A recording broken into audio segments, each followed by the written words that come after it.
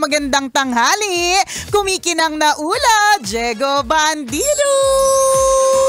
Magandang tanghali. Kumikinang ina. Nicoliala. Wag mo akong tatanungin ang resulta ng executive check-up, ha? Ano? Mainit pa yung ulo ko. Shh! Wag! Wala ako naririnig. Wala.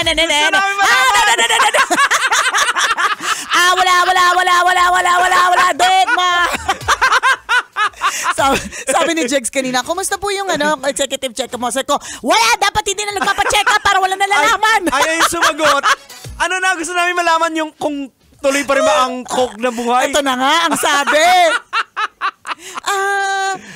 Ito una sa lahat. Oh. Samgyup. Okay. Tanungin mo ako anong sinabi tungkol sa Samgyup. Ano ang sinabi ni Doc tungkol sa Samgyup ni Coliala? Once a quarter na lang, Doc. Mahina na yung panunaw mo. Doon pa lang, Jegs, yung kaluluwa ko umalis na ng ospital. Ang natira na lang doon katawan lupa yung kausap ni Doc. Yung kaluluwa ko nag-travel na nag-samgyup na mag-isa. Pwede ka na once a quarter. Shabu-shabu ka na lang, sabaw-sabaw ka na. Hotpot na lang, nakakaloka. Dahil doon sa mga kolesterol. Oh. So sabi niya, well actually okay naman din po talaga kung halimbawa more than once a quarter kung meron po kayong physical exercise. Okay, edi wala na naman. Edi X na naman, okay. Di ba? Nakakaloko. Doc, paano po ba yung soft drinks? Okay, ito na. Alam mo sabi? Kalahating baso lang isang araw. Doc, para mo na po akong pinatay. Nakakaloka kayo. Yan talaga yung sinasabi ko wag na po kayo magpa-check up. pero di ba, yung nalaman natin na very recent na news tungkol kay Barbie Sue, di ba? Na ano ba yun? Pneumonia ba? Hindi ko nabasa Hindi ko rin din alam pero parang bilang isang uncle, parang correct, affected talaga tayo. At saka doon ko lang napag-alaman din na mas matanda pala sa atin si Barbie, pero bakit mas nauna tayong nabulok? Alam mo ang ganda niya di ba? So wala lang doon sa mga hindi pa po nakakaalam, di ko just in case hindi yun po nakita sa social media. So ayun na nga po, napag-alaman namin as in ang mainit-init pa na yung ating labs na si Shansai, di ba? Doon na siya sumisigaw sa langit ngayon. Nakakalungkot. Hindi naman ang namatay si Dao Mingsu. Ay, di si pala. Dao Mingsu yung sumisigaw nun.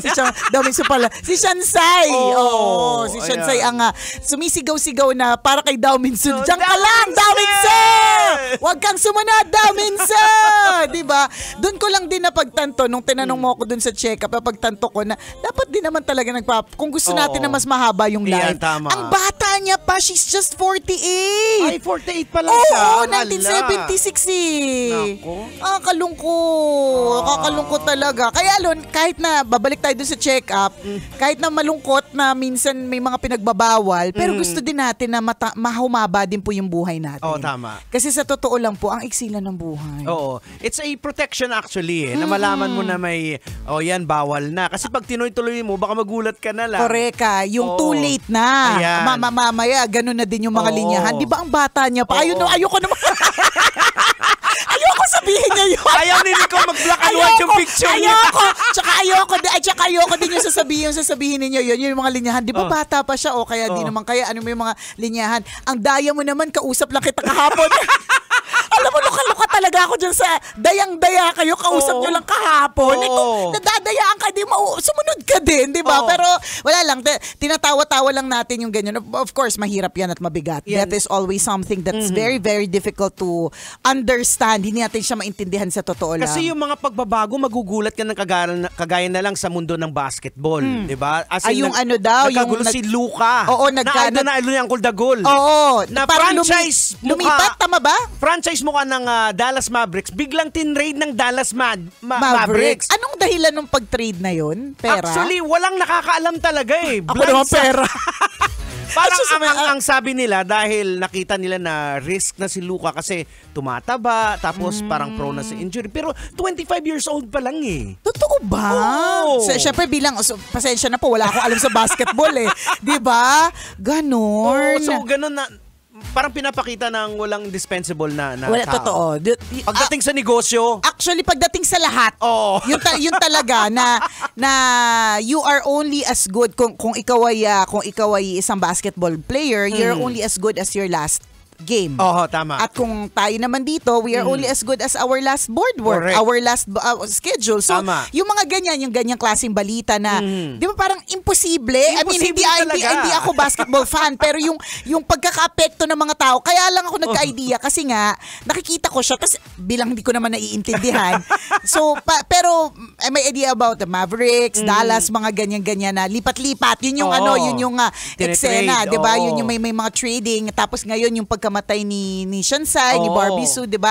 It only goes to show na ang iksi lang po talaga ng buhay. Tama. 'Di ba? Oo. So wag po nating Huwag ka makampante. Correct, wag ka totoo 'yan. Tama. Wag ka makampante sa napakaraming bagay. Kunyari, hindi mo pa naman panahon para kunin ni Lord. Oho. Pero wag kang pakampante diyan sa trabaho mo Yan. na papetiks-petiks ka Ayan. lang na akala mo Oo. hindi ka mapapalitan. I'm so sorry pero ilang beses na po natin nasaksihan. Correct. Kahit sino pong pinakamagagaling, iiyakan lang po kapag ka umalis, Oo. pero mapapalitan. Ayan, Lahat po tama. talaga napapalitan. Yun Oo. talaga yung pinakamasaklap. So, wag kang pakakampante. Pangalawa, karirin mo kung ano man yung meron ka ngayon Yes. and enjoy and be grateful. Oo. 'Di ba? Kahit na kunyari, nakakairita yung misis, nakakairita yung mister. Oo. Meron ka misis, meron ka mister. Tama. Kakampi mo yan. Ayan. 'Di ba?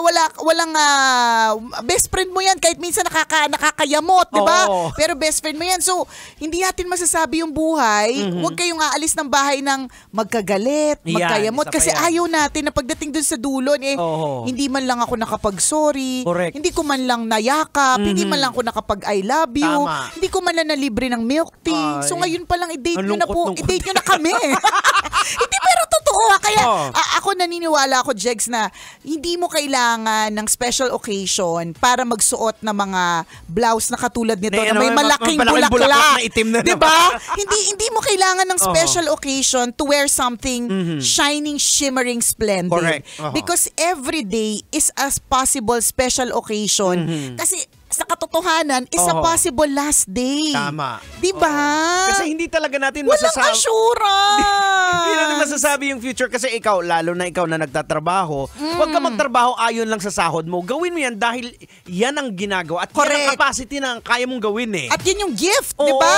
Yan yung gift na binigay sa iyo, regalo, Correct. 'di ba? Oo. Kaya nga ang tawag sa isang term for trabaho is ano ba yung kabuhayan, 'di ba? Kasi nagbibigay ito ng buhay sa iyo. Tama, ayan, So oo. maging buhay ka diyan sa Oo. trabaho mong 'yan. Correct. Kasi tingnan mo nga yung sinasabi ni Diego tungkol dun sa pwedeng napalitan I think na grabe. napaka-imposible tumabala ng Oo. konti at 25 years old. Kumusta naman 'yon? O kasi iniisip niya talaga, inimagine na doon na siya magre-retired. Lahat, biglang nagulat ang lahat din talaga. Nagkagulo yung mundo ng social media. Oo. Di ba dumaan sa'yo, wala kang kaalam-alam sa Kaya basketball. nga, wala. Pero dumaan sa akin, Oo. di ba?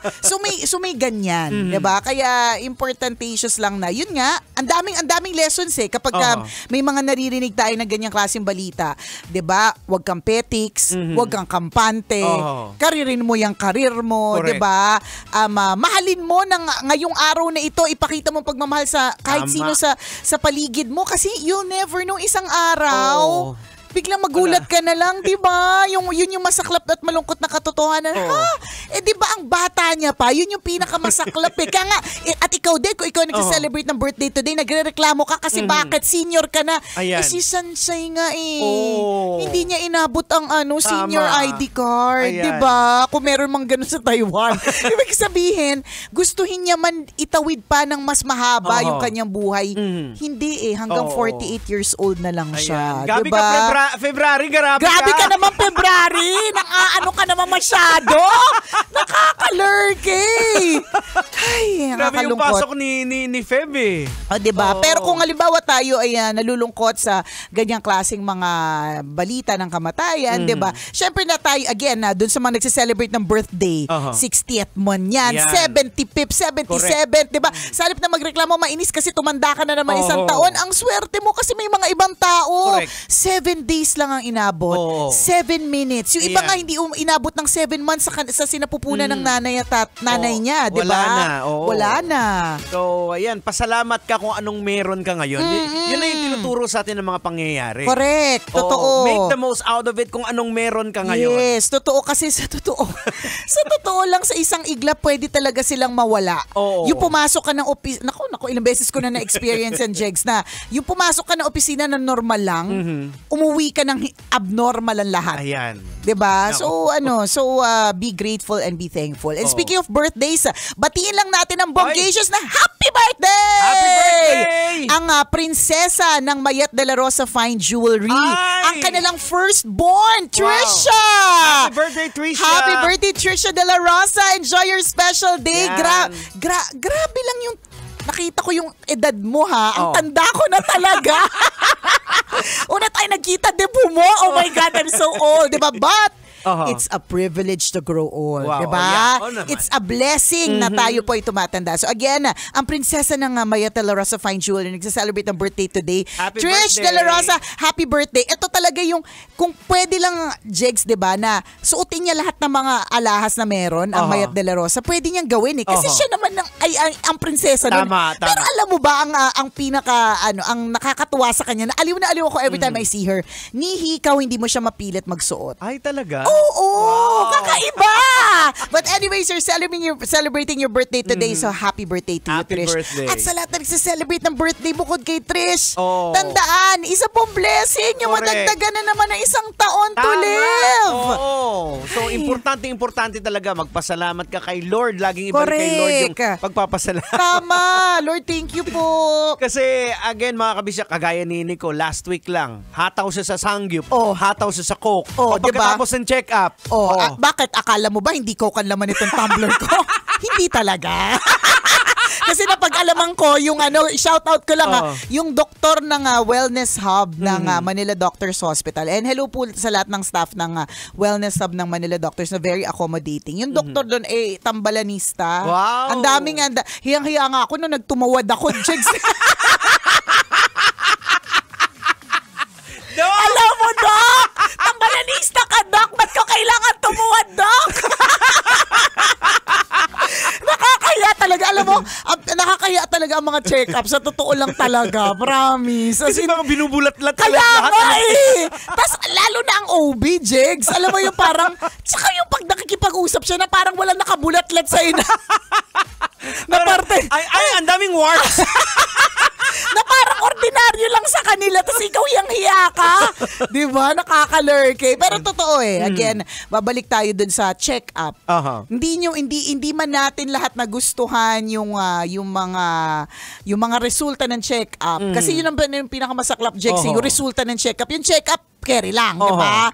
Yung pagbulatlat at pagtuwad-tuwad, di ba? Carry lang. Pero yung pinakamasaklap na kailangan mo talagang harapin is yung resulta. Correct. Pero bukod nga dun sa Jegs, dun sa once a quarter na samgyup na di ko sure. Ang gagawin ko na lang, dadagdagan ko na lang ng exercise Tama. para makapag-samgyup ako. Ganun na lang, para kumbaga, compromise din.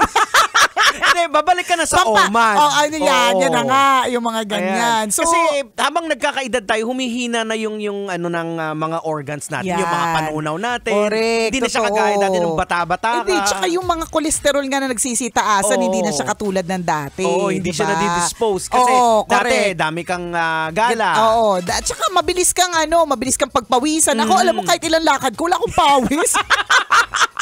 Ano naman itong mga problema ng mga kwarentahe, nakakalurke, di ba? Pero, blessed pa rin na Yes. pinoproblema natin yung problema ng mga kwarentahin. Kasi ibig sabihin, buhay pa rin tayo. Oo. Tsaka blessing in disguise din yan yung nakita mo na ay hindi na pwede yung ganito. Mag-slow down ka na. Kasi Mga kung minsan, ganyan. yung sa brain natin na parang, hindi, kaya pa natin. Hindi, tsaka pag wala kasi Oo, nararamdaman wala eh. kang alam, hindi Oo.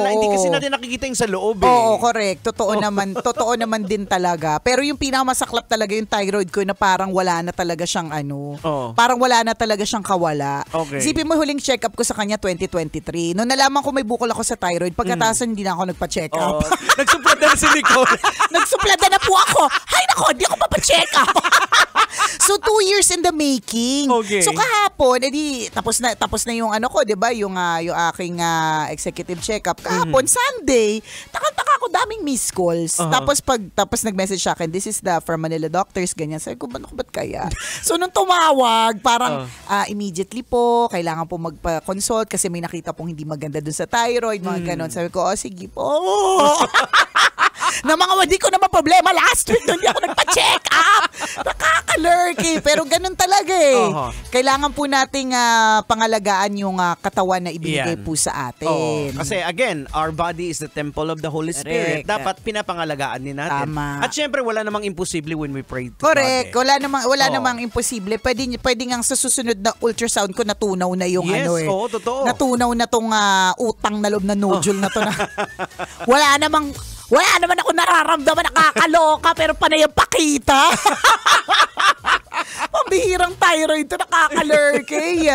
Oh well, ganun po talaga. And pakatandaan ko, ikaw yung nagpa-check up, hindi mo pwedeng deadmahin yung resulta ng check up. Madami kasi nagpa-check up na nalaman na yung resulta na hindi maganda, wala nang ginawa. Kaya nga nagpa-check up para may gawin. Ayan, parang sa akin nung nagpa-check up ako na meron pala akong yung ano na bang tawag? Doon basta nagsisipap na ako. Yung sa sa pagtulog mo na nagsa-stop ang apnea. Yan, sleep apnea. Sleep apnea. Imagine 73 times sa loob ng isang oras, nag-i-stop ako ng breathing, hindi ako humihinga. Habang natutulog. Oo. So diba? ngayon, every time natutulog na ako, may machine ako na nakasaksak sa ilong ko. Diba? At kung hindi ko ginawa ng paraan, baka lalong lumala. Imaginein mo yun. Baka 73,000 times na. Diba? Yan palang iniisip natin, hala, nabangungot siya. Hindi, sleep apnea na yun. Kasi nag-stop na, hindi na nakabalik sa paghinga. Diba? Oo. So, yung mga prevention yan, as in protection yan para sa atin. Again, doon sa mga nagpa-check up, doon sa mga kasama ko pong yung mga naging kasabayan ko po sa pagpapacheck up last week. Kumusta po mga resulta? May maintenance na ba tayo dyan? Ako next week din. Ayan sa cardiologist ko. Tingnan mo. Ganun talaga eh. Kaya yung mga bata dyan, namnam ninyo yan. Dapat sasaan pat sisingilin din kayo ng mga pagpupuyat nyo yan. Pero ang importante, we are all alive. Yes. So, habang buhay din ang lahat ng mga mahal natin sa buhay, iparamdam natin sa kanila at wag po tayong makipag-away. Ayan. 12:39. Ako pong kumikinang ng ulo, Diego Bandido. At akong kumikinang ina mo, Nicole Liala. Kailangan pa bang i-memorize yan? Basic! Kailangan pa bang i-memorize yan? Love Radio. Basic!